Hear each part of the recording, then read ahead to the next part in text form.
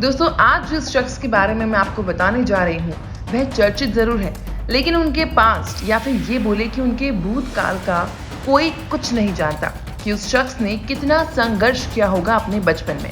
जी हाँ, आपको थंबनेल से आइडिया लग गया होगा कि मैं किसके बारे में बात कर रही हूँ। गौतम अडानी, जिन्हें अपने कॉलेज की पढ़ाई बीच में ही छोड़नी पड़ी थी और उसकी वजह थी पैसों का पर्याप्त ना होना।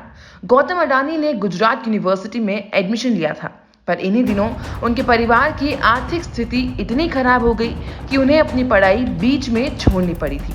फिर गौतम अडानी अहमदाबाद छोड़कर मुंबई चले गए और वहां बहुत ही साधारण सैलरी पर एक हीरे की कंपनी पर नौकरी करने लगे। फिर उन्हें कंपनी से निकाल दिया जाता है। तब शुरू होती है एक नई कहानी, जिसके चलते आज भी दुनिया के दूसरे सबसे धनी व्यक्ति हैं।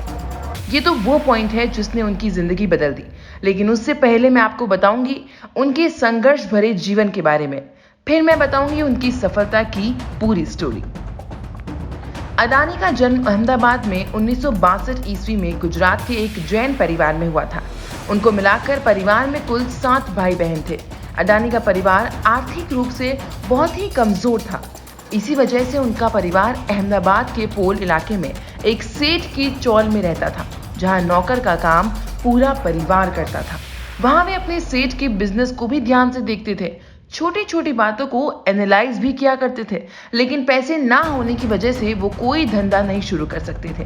दोस्तों, आप खुद सोचें, 25 साल पहले जिस व्यक्ति के पास घर नहीं था, आज वह शख्स भारत का दूसरा सबसे धनी व्यक्ति है। और आज आप ये भी बोल सकते हैं कि 2025 तक भारत के सबसे धनी व्यक्ति हो सकते हैं वो। यह हम सब के लिए एक प्रेरणा की बात है। आखिर कैसे कैसे उनके जीवन में चेंजेस आए, बताते हैं आपको। उनके परिवार की आर्थिक स्थिति बहुत खराब हो गई। इस वजह से उन्हें अपनी पढ़ाई बीच में छोड़नी पड़ी। अडानी अहमदाबाद छोड़कर मुंबई चले गए और वहां बहुत ही साधारण सैलरी पर एक हीरे की कंपनी में नौकरी करने लगे। कुछ समय बाद अडानी ने इस नौकरी को भी छोड़ दिया। अडानी ने गरीबी को बहुत ही करीब से देखा था। अपने परिवार को गरीबी से निकालना ही उनका उद्देश्य था। डायमंड कंपनी से मिलने वाली पगार से घर का खर्च चलाना भी मुश्किल हो रहा था। ऐसे में गरीबी की उसे दूर करने की जो उनकी सोच थी वह मुश्किल थी। अडानी ने नौकरी छोड़ दी और खुद का धंधा शुरू करने का सोचा। इन दिनों अडानी के पास खुद का स्कूटर भी नहीं था।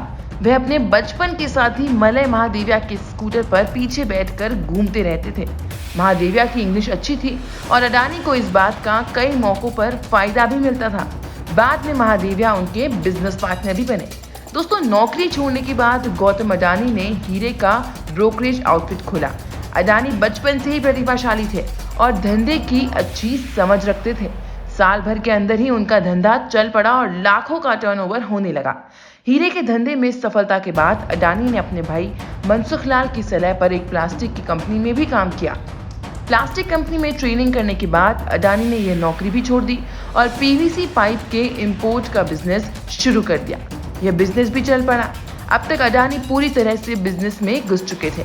साल 1988 में उन्होंने export import company Adani enterprises की शुरुआत की और इसके बाद से ही उन्होंने पीछे मुड़कर कभी नहीं देखा और आज लगभग 20 बड़ी कंपनियों में उनका मेजर शेयर है।